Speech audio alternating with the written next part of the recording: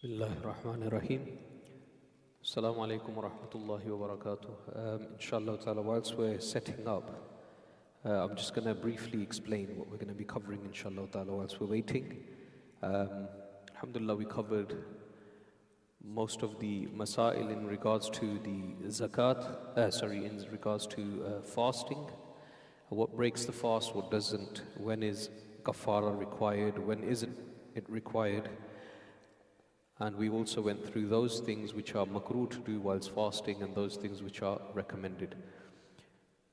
We also covered last session on Salatul Taraweeh, how many rakats of Taraweeh, whether 8 or 20, and we mentioned that the ijma and consensus of the ummah and within all of the four schools of thought is no less than 20, and we mentioned that with all evidences for that. Today is our final session, so what we will do is we were supposed to cover Itikaf, and there has been requests to cover that briefly. So what I'll do is in the beginning we'll just briefly cover some masail around Itikaf, and then we will go straight into the essentials of Zakat. And although Zakat can be performed any time of the year, but mostly people tend to pay it within the month of Ramadan, so we thought it's appropriate to discuss that within the before the starting of the month, inshallah ta'ala. So if you just bear with us.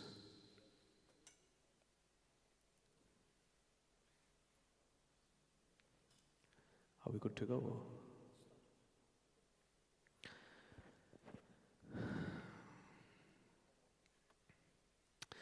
Okay, alhamdulillah rabbil alameen, wa salatu wa salamu ala rasulihil kareem wa ala alihi wa ashabihi ajma'in. Amma ba'd, fa'udhu billahi minash shaitanir rajim, bismillahir rahmanir rahim.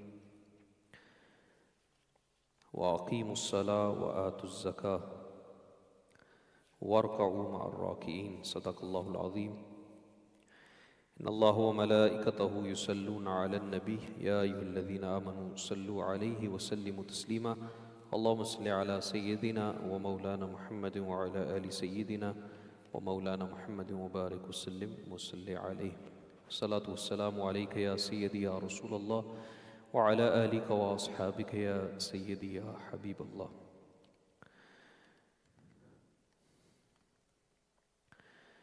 Okay, inshallah, beginning with Itikaf, which is the spiritual retreat that is mainly done in the blessed month of Ramadan in the last 10 days. This is a sunnah mu'akkada kifaya. Sunnah mu'akkada means an emphasized sunnah which the Prophet ﷺ habitually did in his Mubarak life, and it is also kifaya. Kifaya means which, if a few people complete it from the community, then it covers for everyone. And if no one does it, they will be responsible for missing a very important sunnah of our Prophet ﷺ. So it is a sunnah mu'akkada kifaya. So Itikaf is, the literal meaning is to remain somewhere. So when you remain somewhere, this is literally known as Itikaf. So in the month of Ramadan, or you can say Islamically in Shari terms, Itikaf would mean to remain, for men to remain in the masjid for a few days, or the last 10 days of the month of Ramadan, or even more than that, depending upon the type of Itikaf that people are undertaking.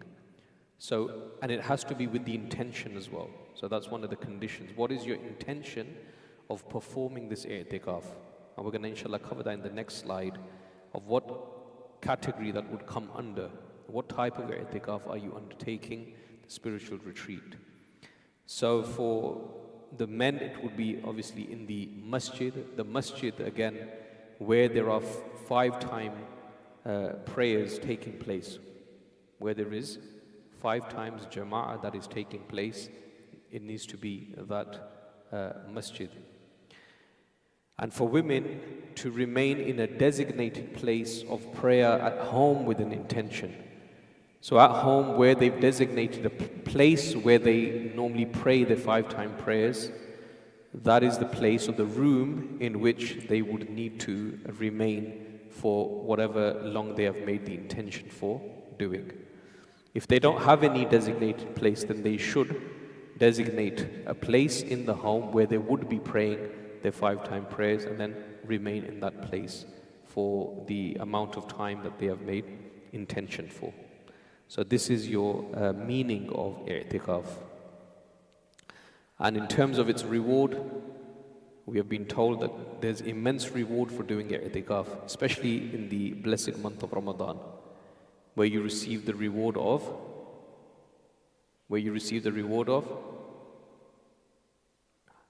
Hajj and Umrah. Okay? And if a person is unable to do good deeds that they normally do outside, so if that Itikaf is stopping them from doing deeds that they normally do outside, then Allah Ta'ala will credit reward for them whilst they are in Itikaf, because they were unable to do those things outside. They will still get the same reward for that. They will still continue to get the reward for it. So they won't lose out. There's actually extra benefit in that. But it can be difficult at times, but it is a experience that I think everyone should at least once in their lifetime do undertake Itikaf. Now, the types of Itikaf that we have, there's one which is wajib, one sunnah mu'akkada kifaya, which we just mentioned, the last 10 days of the month of Ramadan, and mandub, which is recommended or optional or desirable that can be done at any time. So the wajib one is where a person makes a vow. Where a person makes a vow, they make a promise. For example, if someone was unwell, they're going through a time of difficulty, and they make a promise with Allah Ta'ala that I shall make Itikaf for your sake for these many days, or for a whole month, for an entire month. So even if they do the month of Ramadan and they do more than the 10 days, or they do the whole month, but they made a vow, this becomes wajib. This is necessary now, okay, because they promised. وَلْيُوفُوا نُذُورَهُمْ, Allah Ta'ala says, fulfill your oaths, fulfill your vows. Then Sunnah Mu'akkada Kifaya is the one that in the month of Ramadan, the last 10 days. Anything less than the last 10 days of the month of Ramadan, if someone sits in the last days of the month of Ramadan, but they are less than the 10 days, then they will not come under the Sunnah Itikaf. They will be under optional now. They will be under that which is mustahab. And the Prophet ﷺ, in his last year of his Mubarak life, the Prophet ﷺ did 20 days of the month of Ramadan in Itikaf. And then the practice of observing the Itikaf, the spiritual retreat, was undertaken by the blessed wives of the Prophet ﷺ after him departing from this world. So it shows how this was a important and an emphasized practice or amal of the Prophet ﷺ. So when we say mandub or recommended or mustahab, this can also be for one day, or this can also be for a moment. So there's no condition for this. Whereas the other ones, the wajib and the sunnah ones, for them the condition is the day and night. So it has to be, if you're doing the day, if you're saying I'm sitting one day, then the night is also included. But for those which are nafal, that which is mustahab, that i'tikaf can be even for a moment. So for example, if someone comes into the masjid just for salah, and they can make the intention of i'tikaf for the amount of time that they will remain in the masjid. So they will then be i'tikaf. One of the benefits of that is those things that were not allowed, that person, it will become permissible for him, i.e. eating and drinking in the masjid, sleeping in the masjid. So which is the area of the masjid where we are having our prayers. In this area, then eating and drinking and sleeping will become allowed for them and permissible for them if they come with the intention of i'tikaf. So as soon as you come in, you can just make an intention, I'm making a itikaf. For this, there's no condition of day and night. It can be just for a moment. But anything less than the 10 days of the month of Ramadan, in Ramadan, they will not be included as the sunnah, but they will be nafil. That will be optional. The restrictions and the conditions are relaxed a little bit compared to what the sunnah and the wajib one will be. And the other condition for wajib and sunnah itikaf will be you have to fast. They cannot be done without fasting. They cannot be done without fasting. So for the sisters again, if they make a vow, they make another of doing itikaf, that also becomes wajib for them in the designated room or area in which they do their 5-time prayers. They would need to remain there for the amount of days that they have made that vow. Again, they would need to fast for that. Yeah? So they would need to also have a fast for that. Now, what are the permitted reasons for leaving the area? There's 3 reasons why you can leave. Basic human needs. What do we mean by basic human needs? Obviously, if you need to relieve yourself, you need to go to the toilet, or it is to do with your food and drink. If you don't have anyone that can give to you, anyone serve you, and you need to go out of that area in order to get food and drink, then you will be permitted to leave that area to get your food and drink. So basic human needs, you are able to leave. This is the same for the sisters in their homes as well. For basic human needs, they are able to leave that area. Legal shari needs. What is legal shari needs? For example, in the masjid that you're doing itikaf, there's no Jummah prayer. There's no Jummah salah. Then you are able to leave that masjid. For example, it's a smaller masjid, it's not the Jamia masjid, and there's no Jummah salah taking place, which is a very rare, occurrence, especially here. Nearly every other masjid, even if they're small, they still have Jummah there, right? But if you happen to find yourself in a place, for example, you're traveling, you've gone elsewhere, you happen to find yourself in a place where there is no Jummah taking place, then you're able to leave, pray your Jummah in that masjid, and then come back. Condition is you don't linger around. Do what you need to do and then come back. This is a shari'i need. And exceptional need is supposed to be number 3. I don't know why it's come back as number 1. But exceptional needs, for example, there is a fear, a genuine fear for one's life, or the building is about to collapse or something, there's an emergency and you've had to leave. This is an exceptional need. These are the only reasons why you are permitted to leave the area. Something which is important that you must bear in your mind, when we say the masjid area, there's 2 areas of the masjid. One is the main area, which is the designated area for the salah, and which is designated as the place of where you will be praying and the masjid. Then you have that which is called Fanai Masjid, that which is in the vicinity of the mosque, that is part of the mosque, that is part of the building of the mosque. Yeah, so for example, if you at the corridors, this is part of it, right? Anything which is attached to the wall of the masjid and is within the designated area, and there is no separation between it of a pathway or a road, that area will also be regarded as part of the masjid, as Fanai Masjid. Alright, so this is called Fanai Masjid. You are allowed to go into Fanai Masjid because it will be treated just as masjid. So, there's always been this confusion about, and this question always comes up, can we go and have a shower? Can we have a shower? It's Friday, can we have a sunnah shower? So, when this question was actually written, or this fatwa was given in our traditional books, the wuzu places were separate. They were built in a separate area to the masjid itself. They weren't part of the Fanai Masjid. People had to go outside in order to go toilet, in order to make wudu. So that's why the fuqaha said that you are not allowed to go in there unless the ghusl has become fard upon you, or unless you need to go to the toilet for basic needs and you need to make wudu, only then you're allowed to go there. Yeah? But because the buildings now and the masajid now, the wuzu places are in the vicinity of the mosque, they're in the Fanai Masjid, they're in the area of the masjid. So you're not going outside. And our wuzu places, and there's no separation of the building with a pathway or with the things. They're connected to the masjid itself. So look, the wuzu hana is in the building of the masjid. So here, you are permitted to go in there.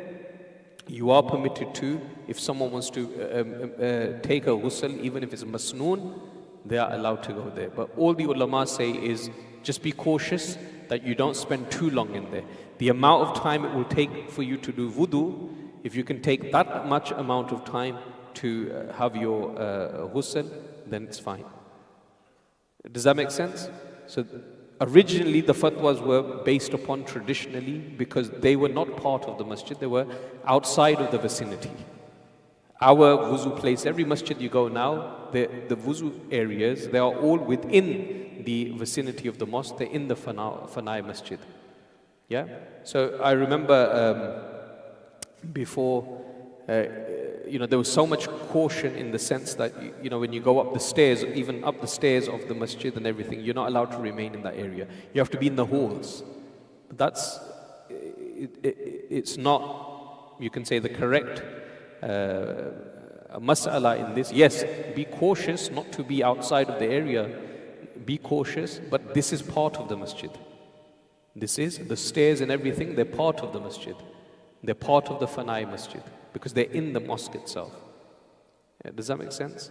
But more cautionary, obviously, is best to be more cautious. So one is fatwa and one is taqwa. So that was just a clarification that needed. What is makruh and what is recommended whilst in itikaf? Obviously, whilst in itikaf, you should, dedicate as much time to ibadah, dedicate much time to dhikr, recitation. That's the purpose that one is there for, to engage in worship and gain knowledge. So these are obviously the recommended things that one should do. The whole point is to cut off from the dunya. Yeah.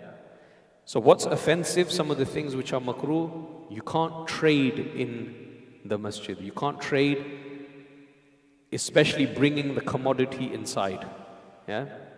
Especially bringing commodity inside of the mosque and begin to do business inside the masjid. This is makruh. Engaging in worldly and unnecessary conversations. Yeah?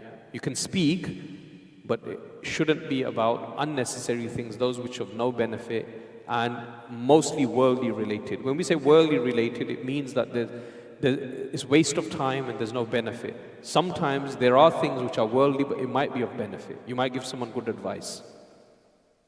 You might give someone good advice and it might be worldly, but it's for their betterment, it's for their well-being. So that's fine. What we mean by worldly is those which are, waste of time or which have no benefit. Remaining silent, believing it to be worship. So we do find some people do that. They say, all right, I'm not going to speak to anyone. They completely remain silent. This is makruh. It's not ibadah to remain silent, but rather it's better to say something good than to remain silent. But if someone has nothing good to say, then yeah, if they keep quiet based upon that. But it doesn't mean if someone gives you salam and you don't reply back. Someone asks you how you are and you don't reply back. Right? That's makruh, that's not allowed. Okay, so these are just some of the things that are related to itikaf. Is there any questions regarding that? Anyone sitting this year, inshallah? Inshallah. Inshallah, we'll get more questions then. Take. So if everyone's okay with that, let's go to zakat quickly.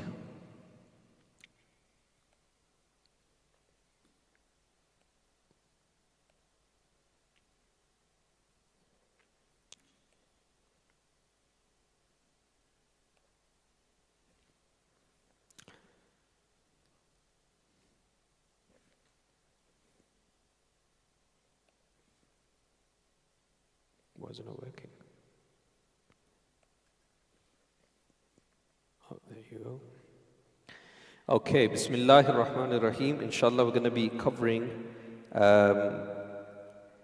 some of the masail of zakat, inshallah. So what we will cover, I'm not going to go into detail, otherwise we'll be here for more time than we need. So meaning of zakat, virtues of zakat, warning for not paying, who is eligible to pay, who is eligible to receive, who is exempted to pay, the minimum nisab, the minimum threshold, and what are your zakatable assets. So inshallah we're going to try to cover this as much as we can, inshallah. Well, I'm hoping to complete this, inshallah, as quickly as I can. So meaning of zakat, we should understand what the meaning of each of our forms of worship that we perform. We should know what they mean. So zakat is an Arabic word, although it means to give charity of a portion of our wealth in charity once a year. Okay? But what is the literal meaning of it? Zakat, it has two meanings. One is growth, increase, and the other meaning is purification, tahara. Right? So what does it mean by increase? One meaning of increase is that we've been told by our Prophet ﷺ, when you give charity, when you give sadaqah in the way of Allah, your charity does not decrease. Your mal does not decrease. It increases. There's more barakah that Allah puts into it. The other meaning of zakat in terms of growth is zakat is only upon those things which have an intrinsic value of growth. So anything which has the value of growth, that their value increases or it depletes, right? They are your zakatable assets. Yeah? And the other meaning for zakat is purity. Zakat purifies our mal, our wealth, and it also purifies a person's heart, purifies a person spiritually from, for example, stinginess and miserliness. Through zakat, giving that, Allah Ta'ala is purifying our hearts, not to be stingy, but rather be generous. So legal definition, i.e. Shari definition, is to give a specific amount from specific wealth to specific people with an intention. So intention again is important. When we talked about fasting, we said for fasting you have to have an intention, even though it's the month of Ramadan, everyone knows. But for every single fast, every day you have to have an intention, a new intention. Yeah. So because this is an ibadah and it's fard, it's an obligation. For this you must have an intention as well that it's of zakat. Sometimes what happens is a person may take out a portion of their wealth and say, I'm going to give this into charity, but they've said charity, they made the intention of charity, but they did not specifically make it for zakat. Even if they give that whole amount, it won't count as zakat because they did not make a specific intention for zakat. Okay, so that's why it's important. And specific amount as well. It's not that you give all of your wealth, or someone says, I feel like just giving this much. No, it has to be a specific amount.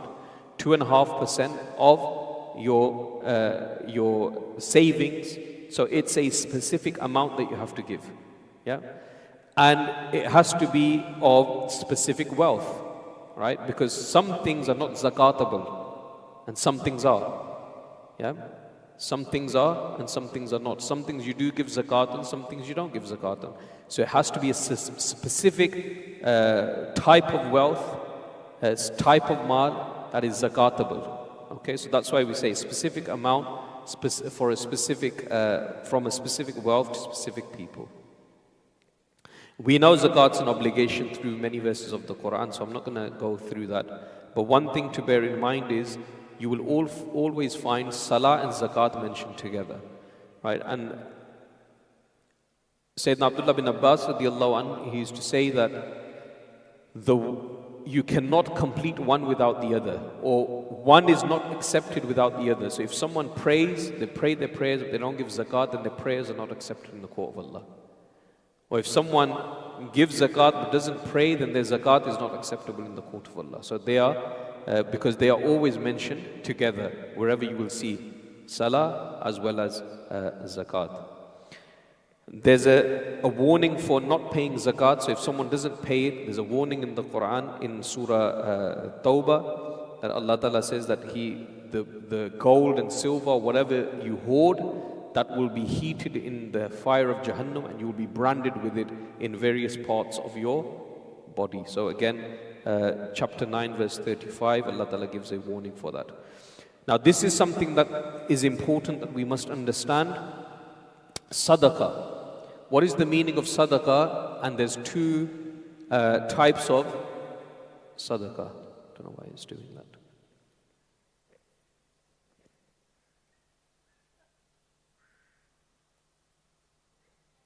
Okay, sadaqah. Two types of sadaqah. The sadaqatul wajiba and sadaqatul nafila. Often, we hear from people, and this question is asked as well, that, this is sadaqah and this is lillah. Everything is lillah. Everything, because lillah means for Allah. Everything we do is for the sake of Allah. Everything is lillah. But when you say this is sadaqah, now you have to specify what type of sadaqah. Because sadaqah in Arabic means charity. So now there is, when you say sadaqah, what type of sadaqah is it? You have to specify. Is it a general charity? Is it a general sadaqah? Or is it a sadaqah which you are giving with the intention of zakat? Or you are giving with the intention of Sadaqatul Fitr? Or you are giving as a kafara? Now this type of sadaqah has to be specified. Yeah? Because the general charity, which is known as Sadaqatul Nafila, general charity, it does not have the same conditions as Sadaqatul Wajiba. Yes? So for example, the question that we normally get is, this is sadaqah, so that therefore you can't spend it in the masjid. But the person who gave it, with what intention did they give that sadaqah? Was it nafila? Was it general charity?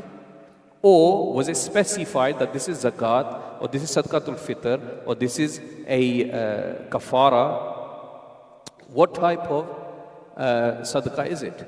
Yeah, so that's important.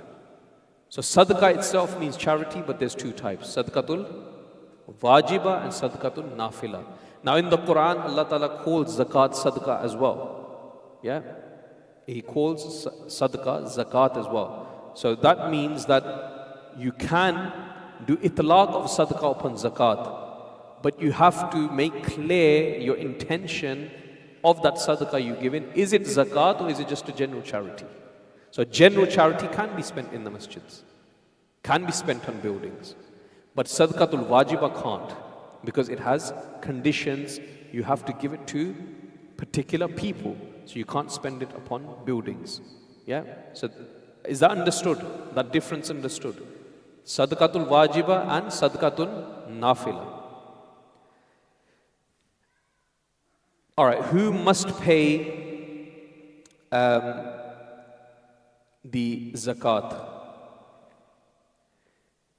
Obviously a Muslim, yeah?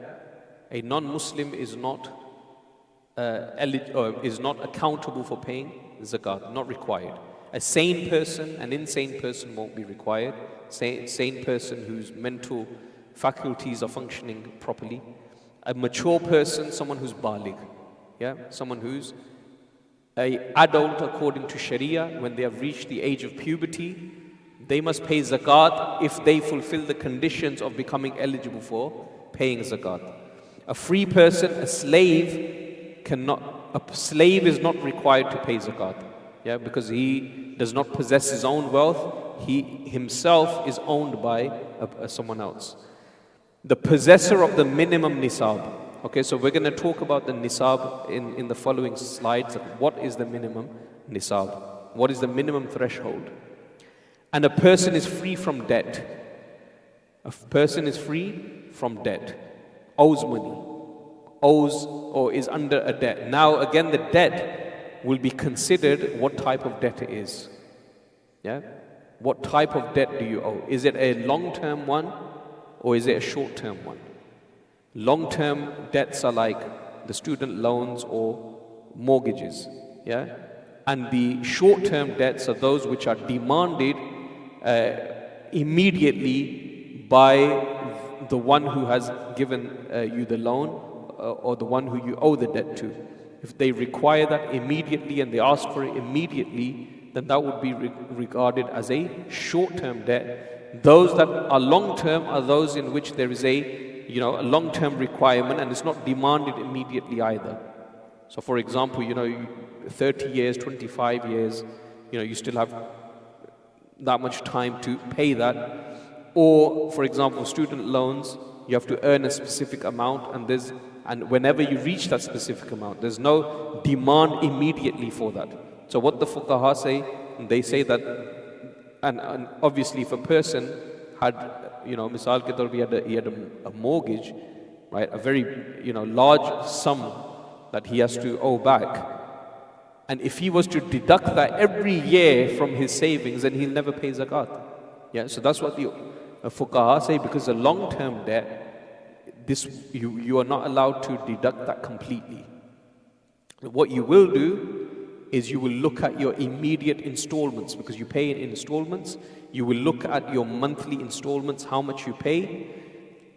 Some have said when your zakat is due, you only take off the installment that you need to pay immediately. Others have said, no, you can do up to 12 months, 1 year. You can do up to 12 months of deduction of those installments from that long-term debt that you have. But if it's short-term and you have to pay that immediately within a year, then you can deduct that completely. Okay? So a person is free of debt. Now, who are the recipients of zakat? Who should you give zakat to? So they are 8 categories of people. This is mentioned in, again, Surah Tawbah, the verse number 60. 8 categories of people that you give zakat to. Now, also bear in mind, one of the conditions for zakat is the person you are giving to, you have to make them the owner of this. Zakat, you need to give to people, because they will become malik of it. They have to become, you have to give them, transfer ownership to them. Yeah, that's one of the conditions of zakat. You have to give them ownership. Sometimes what happens is people say, oh, Fulan, this particular person that we know, he's eligible for zakat, but what we'll do is we'll just buy him something. Yeah, we'll buy him a washing machine or something, or we'll buy him, we'll fix his roof for him, and we'll give zakat. No. The condition for zakat is you have to make him the owner. That person you have to transfer the ownership to him. He then decides what he needs or she needs. They would then spend upon themselves of what is their necessity, what their actual need is. It may be that their need isn't, their desperate need isn't the washing machine. Their desperate need is something else. Yeah? So you have to give them. Or if they say to you, if they give you permission, they say, okay, this is something I need. I give you permission on my behalf, do that. So what's happened is you did give them the ownership, but they gave you permission to spend on them how they want. So that person is now telling you. But if a person just assumes, oh, this is what they might need, or he assumes, yeah, I'll just do this, you can't do that. Because the whole purpose of zakat is to make the other person the owner, and now they have the authority of how to use it, or what they actually need themselves. They would know that better. Yeah? So that's one of the conditions, and this is something that often people say, or they do ask, can I do this? Can I just get this for that person? No, the condition is you have to make them the owner. All right, so there's, I don't know why this is doing this. Okay, 8 categories of people that are recipients of zakat. So as I said, this is mentioned Surah Tawbah chapter 9 verse 60. لِلْفُقَرَاءِ إِنَّمَا الصَّدَقَاتُ لِلْفُقَرَاءِ. So the first category of people are the fuqara, who is the poor person, the faqir. The second person is miskeen. Now, faqir and miskeen, right? We normally in our day-to-day language, we just say a poor person, but there is actually a difference between the two. A faqir and miskeen, yeah?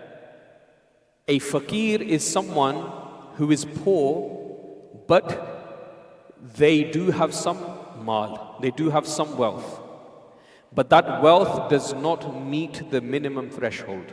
They don't have the nisab, the minimum nisab, but they do have some mal. They do have some, that's a fakir. A miskeen is someone who has nothing. Okay? A miskeen is someone who has nothing. Fakir is someone who has some mal, but it doesn't reach the minimum nisab. Okay? Zakat collectors, the amilin.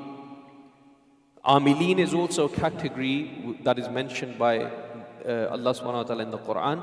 Those people who have the responsibility to collect zakat. So the zakat can also be given to them. What it means by that is because they are people who are appointed to collect the zakat, and if they weren't appointed to do that, then this responsibility of taking zakat of people, right, it will not be fulfilled. So obviously this takes place more in if it was a Muslim country and they are appointed by the Hakuma, by the government, that they are the amilin of zakat that will go around to collect the zakat, right? So those people who are doing that, they are known as the amilin of zakat. Nowadays you have charitable organizations who appoint people to collect that zakat or do the whole, the collection or the fundraising or whatever, and they are appointed to do that. So you will find some organizations, some charities, they pay salaries for those people through the zakat. So they take a portion from that zakat and they give it to the people who are who are appointed for that job. There is a bit of a debate on this of whether they're allowed to or not allowed to. But as far as I'm aware, they would come under amilin of zakat. Because if they didn't carry out that, then the work of that organization, that charity will not be fulfilled. So they won't be able to collect that zakat from the people. So that's why they are appointed for that particular reason. The fourth category mentioned in the Quran is mu'allifatul qulub. This is referred to those people in order to incline them towards Islam. So it's referring to non-Muslims to incline them towards Islam. Mu'allifatul qulub. According to the Hanafi school, our school of thought, you cannot do this anymore. According to because there's so many Muslims now who are in need of zakat, it's better to give to them. If there wasn't any, then to invite or incline non-Muslims, then you can give them. And this was in the beginning of Islam. Our Prophet ﷺ, allowed that, and then it was made mansukh, abrogated later in the time of Sayyidina Abu Bakr as-Siddiq radiallahu anh, and also Sayyidina Umar radiallahu anh. They would not do this anymore of mu'allifatul qulub because the Muslim empire spread and there were more Muslims that now come in the fold of Islam. So there was a lot of Muslims who were in need. So the preference is to give to Muslims. So zakat, because in ibadah, preference is, yes, general charity, even our deen says general charity, that you do charitable work, then that you can give to non-Muslims. But because zakat is in ibadah, it's better to give it to the Muslims. So mu'allifatul qulub in the Hanafi school, it's no longer acted upon. In the other schools of thought, as far as I'm aware, they still do this. Riqab, which is ransoming of captives or freeing slaves. So those who are slaves or those who are imprisoned wrongfully, in order for their release, you can give zakat in order to release them. So those Muslims who are under captivity, in order to help them to be released or to pay whatever fine that they have, in order to be released, you can help them through that. However, one of the conditions is that they are not wealthy. Especially the prisoners, because slaves obviously don't own anything. So in order for the slave to buy his freedom, you help them, right? That the condition of them not being wealthy or not doesn't come upon them. But those who are in prison, those who are in captivity, for them to be released, if they have to pay those who are their captors, right? If they are wealthy themselves or they have families who are wealthy, then obviously they would be able to pay their fidya and their ransom. So if a person himself has mal, then the fidya or the ransom should be given from their mal. Yeah? But if they are eligible for zakat, then you can give zakat in order to free them.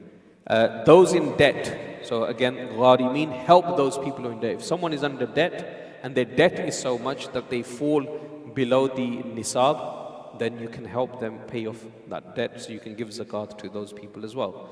In the way of Allah, fi sabilillah. What does this mean? This means, for example, those who have gone into jihad fi sabilillah, those who have gone to fight in the way of Allah subhanahu wa ta'ala, or even those people who have dedicated their entire life to go and learn the deen. So they're students of knowledge, they're also in the way of Allah. So you can also support and assist them if they don't have wealth or they are eligible for zakat, they're unable to work because of their studies and they've dedicated that whole time, then you can help and assist them through that.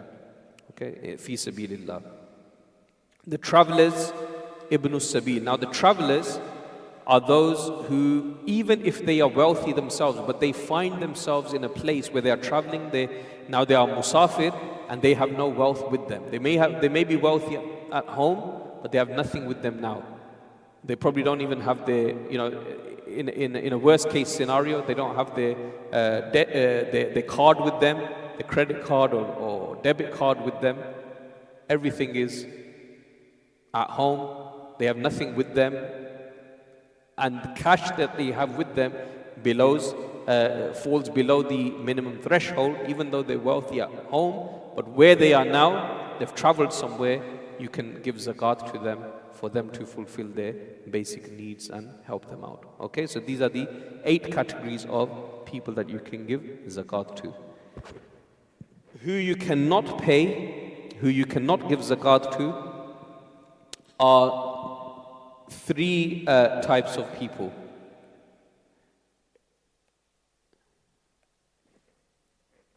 Rich person. Who is a rich person? It means the one who possesses the nisab. So when we say rich person, obviously in our minds a rich person is going to be someone who's, very wealthy, millionaire, a few houses here and there, businesses. Rich person according to Sharia is the one who possesses the minimum nisab. That's a rich person. So you cannot give a person who has the nisab, because obviously he'll be eligible for zakat, to give zakat. Specific relations. You can't give to specific relations. Who are those? Number 1, you cannot give to your parents. You cannot give to your grandparents and ascending. Great-grandparents, you can't give them if they're alive. You can't give zakat to them.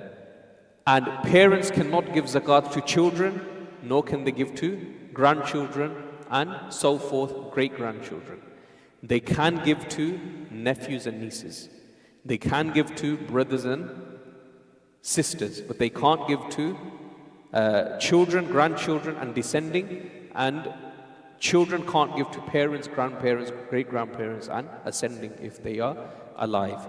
And also, husband and wife cannot give zakat to each other, because the purpose of zakat is to benefit people who are in need. Obviously, husband and wife, the money then is circulating within the immediate family. If parents are giving to children, children to parents, husband and wife giving to each other, then the wealth is not circulating outside. So that's why you can't give to them. And finally, in this, who cannot be paid, Banu Hashim. Who are the Banu Hashim? Those were Sayyids, basically, from the lineage of the Prophet ﷺ. Don't give them zakat. You can't give them zakat out of honor for them, but you should give them gifts, more of hiba rather than giving them zakat. Okay?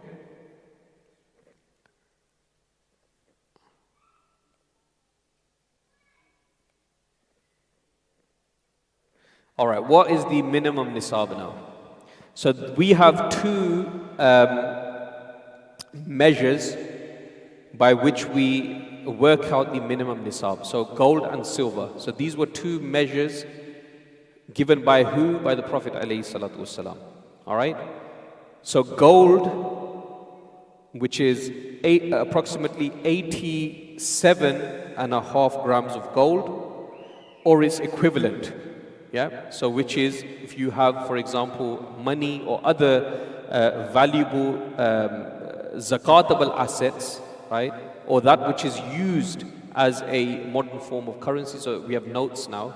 Yeah, so if you have the equivalent of 87 grams of gold, 87.5 grams of gold, which is about 7.5 tola of gold, right? Or if you have silver, 612 grams of silver, which is approximately 52.5 tola. 52.5 tola, which is 612 grams of silver, again, or its equivalent. So these are the two measures, okay? Bear that in mind. These are the two measures. How much? 87.5 grams of gold or 612 grams of silver. In tola, it will be 7.5 for gold and 52.5 for tola for silver. So this must be paid according to what is more beneficial. Although the traditional fatwa has always been in the Hanafi school that when the silver is reached, because this is lower than gold. But what we have to bear in mind here now, contemporary ulama and fuqaha have re-looked at this, and they're re-looking at this now, right? The reason for it is because there is, before, the value of silver and gold were kind of neck and neck. The value of gold and silver, they used to be, same. There may have been a bit of a difference between them, but not much of a difference in value. Now, the value of gold and silver is between them is so much. It's a big difference. It's a big difference. How is it a big difference? The silver, 1 gram of silver now is approximately 52 pence. 1 gram, 52 pence silver. And gold is about 52 pounds. 1 gram of gold is 52 pounds, and 1 gram of silver is 52 pence. So see how big of a difference there is. Now, if someone reaches the nisab of silver, what would be the amount? If they were to have 612 grams of silver and 52 grams of 52 pence, is approximately about 300 and something pounds. So if we have 300 and something pounds, that means you're eligible to pay zakat. Now if you think about it, nearly everyone has that much in their savings. 300 and something, nearly everyone has it. That means there will be more people paying zakat, but there will be less people receiving zakat. Because a poor person, someone who has their basic necessities, whatever they have, they probably also reach up to 300 pounds as well. So who's going to receive the zakat? There'll be more people paying. So what the fuqaha are saying now is, look, because there's so much of a depletion in the value of silver, the amount should now, the nisab should be gold.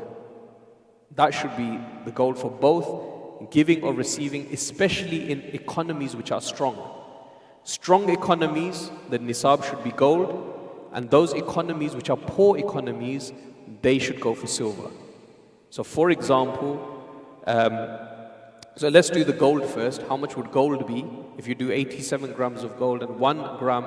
Now obviously the value of it changes every day, right? So today's value is about 52 pounds a gold, or just say it's 50 pounds. So how much would it be if you do 87 grams of gold? It's going to work out about 4,000 and something. 4,500 something. So that would be 4,500 if someone has that much, right? Either gold or they have a mixture of zakatable assets. They have money, cash, they have silver, and when they join that together and it comes up to the value of gold of 87 grams, that would be your minimum nisab. About 4,500 and something. That would be your minimum nisab. So in strong economies, now look, cost of living has gone up. Yeah, the value of the pound is strong. So silver now, here, there's no value for silver, 50p. So 350 pounds. Yeah. Although it's a good thing if, if people, more people are giving, but there will be less people receiving. So even if in this country, for example, we have people who are struggling, who are in need, but when they work out their zakat, even though they are in need themselves, they will end up giving rather than receiving, because they may have that much. But cost of living has gone up and everything, so they won't be regarded as people who are wealthy. So it's better to have the zakat, a nisab of gold, 4.5. Was it 4.5? 4,500. But in weaker economies, then it would be silver, because the value of silver in weaker economies will be much higher. So for example, if you convert the pound into, for example, Pakistani rupees, 1 pound is about 350 rupees. So if you work out the silver rate, 52 pence will be about 170 something rupees.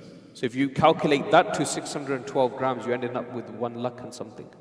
Yeah, so the value is for a weaker economy, the silver can work. But for a stronger economy, it won't work. So the minimum should be the gold. I know the fuqaha do say, the ulama strict to the traditional, and they say, look, it's more cautious. It is more cautious to give it on the silver because you've reached that nisab, because the Prophet ﷺ mentioned any one of them too, when you reach it, you become eligible to pay zakat. But the difference was, at that time, the value used to be kind of the same. And now there is a big drop in the value.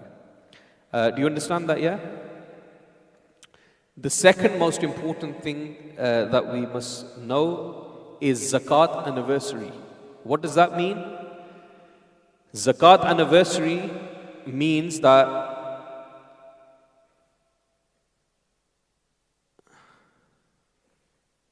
don't know why it's not showing on mine.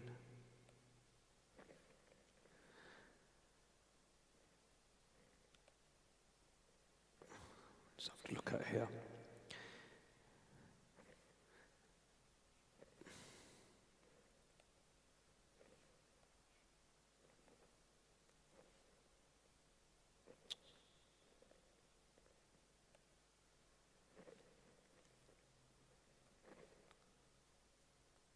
Okay, Zakat anniversary, it means when the amount possessed reaches the minimum nisab and remains within the possession of the person for a year, and the fluctuation in between the year will not be considered, but rather the beginning of the year and the end of the year will be taken into account. What does that mean?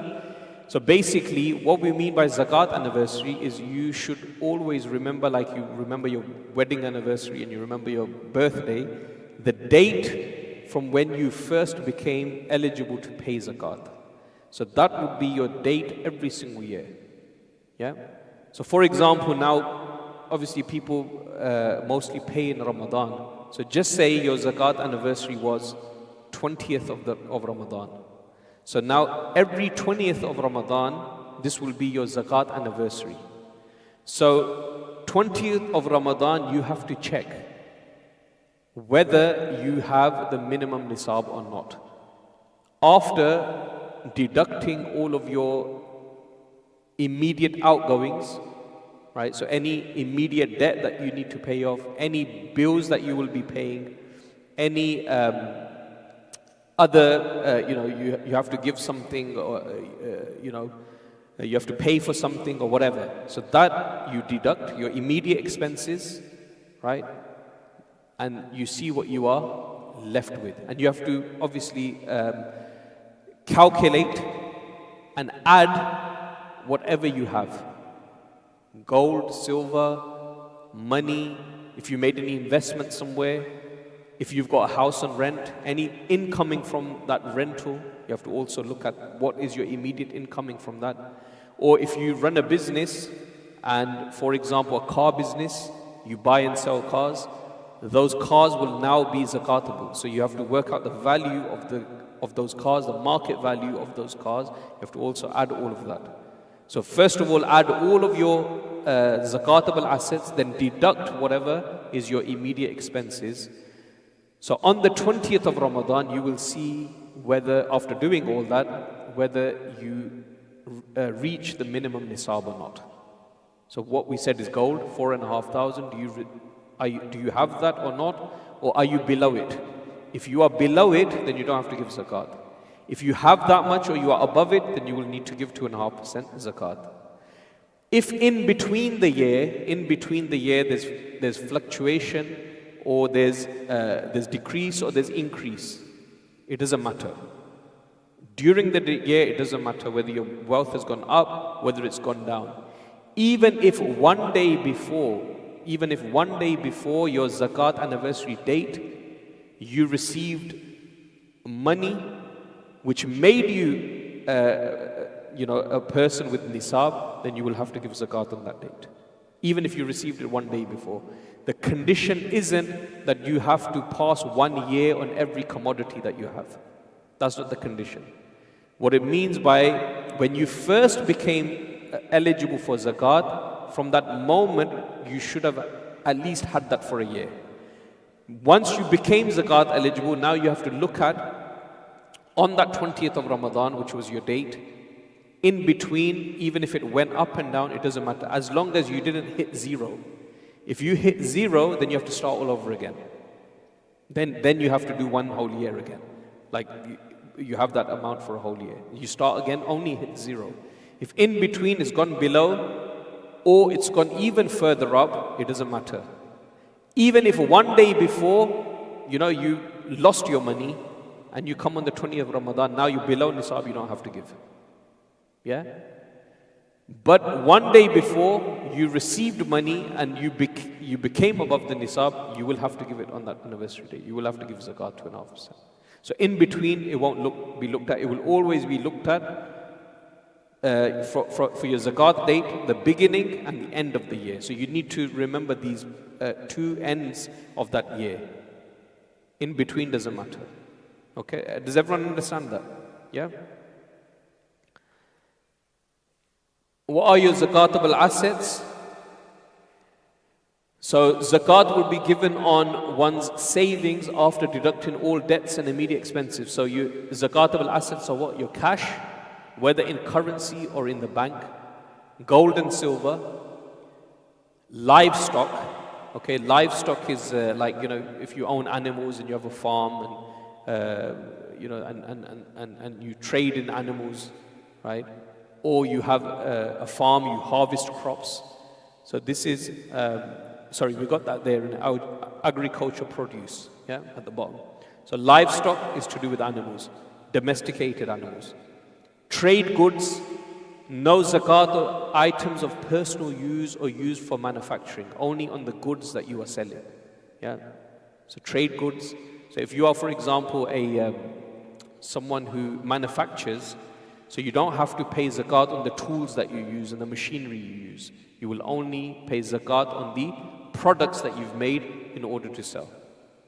But if you own a business where you sell tools, then obviously you will need to pay zakat on the value of those tools. Now it's become a trade good, it's become zakatable. Other gems, other things like, you have stones which are precious stones. There's no zakat on them unless you use them for trade purposes. Unless you sell them, right? Then it will be zakatable. It will be seen as a zakatable asset. Does that make sense? Money owed or lent out or deposited. So for example, you've given a deposit somewhere. Now when you give a deposit, you're still the owner of that money because you have hope that it will come back to you when you deposit it somewhere, yeah? So every year now, you have the responsibility to pay zakat on that deposit. If a person says he's unsure whether he will get it back or not, then you can wait until you get it back, but then you will have to pay the zakat on it for the previous years you missed. Okay? Does that make sense? And it's same with if you've given someone a loan, if you've given someone money, and you have hope that it will come back to you, the money that you've given someone. The money that you give someone and you're owed, it is your money. Yeah, it's your possession. Although you may not have it with you, the other person has it, but the ownership is yours. Yeah, so you still have to pay zakat on that money because it's yours. Now again, you have two options here. One is either you pay every year on it, or you pay it when you get it back. But then you have to pay for the previous years you've missed. Does that make sense? Unless you've owed money and the person is not giving it back, and you have no hope for it to come back, then you don't have to pay it. But if you have hope it will come back, then you will have to pay it. Okay? Stocks and shares, these are obviously new phenomena of investment, stocks and shares, all of they're very tricky, but again, the intention behind the stocks and shares and how much you own and what you own and with what purpose and intention you own, you have to look at the zakat on that. We don't have time to go into the details on that, and there is some details regarding it, but again, it depends upon what type of investment you have and what type of shares you own. And then obviously, if you invest in a company and you own some shares, you only have to pay zakat on your share, not the share of the other people, everyone who owns their own share. Then it depends upon what is your share in that company that you put your share in. Have you invested only for the annual, for the profit or the annual dividends that you get? Is it only that, or have you invested and to take ownership of a company, a share of that company? And now in that company, what is that company? What does it own and what does it do? So again, it depends on all that. You have to look at that. It depends on the merchandise. Yeah. So sometimes the merchandise which they are using, you have to look at the value of each merchandise within that company as well then. Yeah. And then you have to do the zakat accordingly. So again, this is all details. These are case-specific related issues. So we can't go into any detail with that. Agricultural produce, this is for people who are farmers, especially who live in villages. The rule for that is whatever you produce in terms of fruits and harvest and crops, if it is irrigated naturally by rainwater, then you would need to give 10% of it. Yeah, you would need to give 10% of it annually for your zakat, 10%.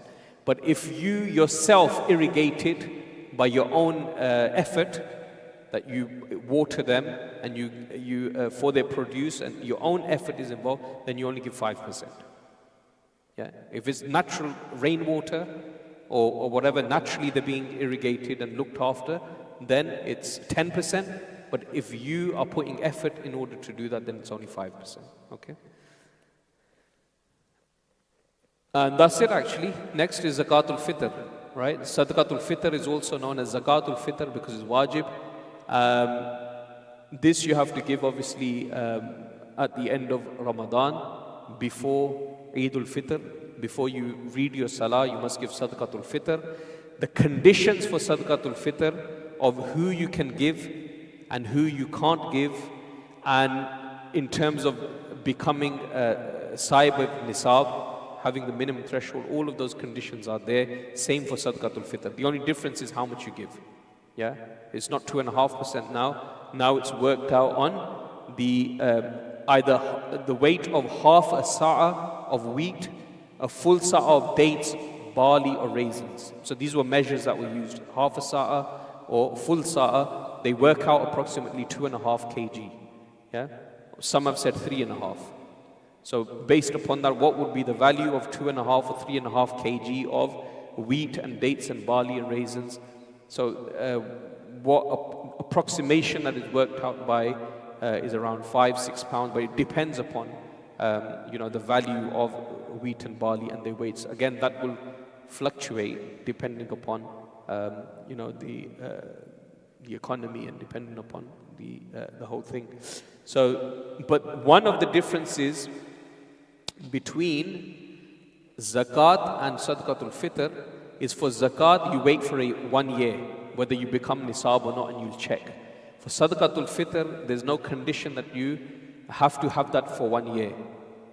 If even on the day or even moments before in the morning you became Sahib Nisab, you have to give Sadaqatul Fitr. Okay? Does that make sense? Even if in the morning you became Sahib Nisab, you will have to give sadaqah. There's no waiting for that for the whole year. And you have to pay for those who are your minors, who are dependent upon you, not those who are independent. So if you've got children who are adults or children who have their own wealth, then you don't have to give Sadaqatul Fitr for them. It's only for those who are dependent upon you. Okay? Is that clear? Any questions? Questions? Alhamdulillah, we covered it, alhamdulillah. No questions? Baad mein aayenge sab questions. Everything's going to come afterwards, during Ramadan Sharif. Chalo, Allah Ta'ala.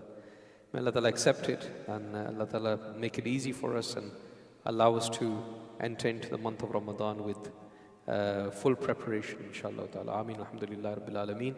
والصلاة والسلام على رسوله الكريم. ربنا ظلمنا أنفسنا وإن لم تغفر لنا وترحمنا لنكونن من الخاسرين. ربنا آتنا في الدنيا حسنة وفي الآخرة حسنة وقنا عذاب النار. ربنا أتمم لنا نورنا واغفر لنا إنك على كل شيء قدير. اللهم إنا نسألك فعل الخيرات وترك المنكرات وحب المساكين. يا الله يا رحمن يا رحيم يا حي يا قيوم يا رب العالمين. Accept our sitting here and accept our purpose of sitting here, O Allah, and make it a means of our forgiveness. Ya Allah, increase us in our ilm and in our amal and in our fadl, Ya Allah. Ya Allah, allow us to fulfill our obligations in the best of ways, O Allah. O Allah, allow us to do everything for your sake with the right intentions, with sincerity.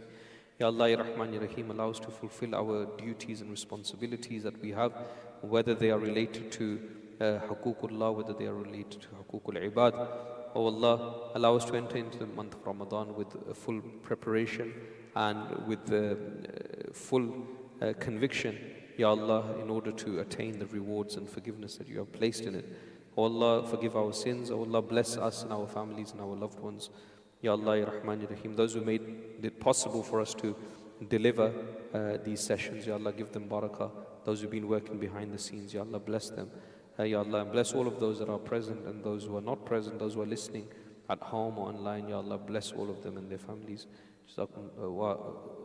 وصلى الله تعالى على خير خلق محمد وعلى آله وصحبه أجمعين برحمتك يا أرحم الراحمين. جزاكم الله خيرا وآخر دعوانا